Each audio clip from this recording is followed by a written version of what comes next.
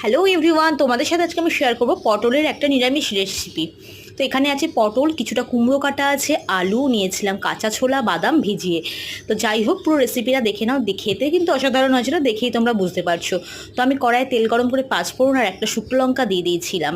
এটাকে ফোড়ন দেওয়ার পরে দিয়ে দিলাম কুমড়ো, আলু আর পটলটাকে লাল লাল করে ভেজে ওর মধ্যে দিয়ে দিয়েছিলাম রসুন গ্রেট করে আর টমেটো কুচো, আর আমি লঙ্কা চিড়ে নিয়েছি, তোমরা লঙ্কা বাটাও দিতে পারো।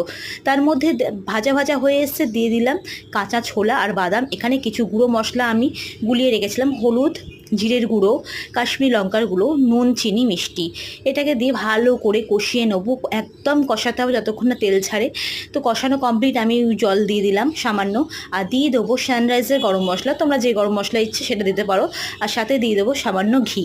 তো এইটা আমার রেডি, একদম রেসিপি দারুণ খেতে ছিল, তোমরাও ট্রাই করে দেখো। যদি ভালো লাগে লাইক অ্যান্ড সাবস্ক্রাইব করে দিও। বাই।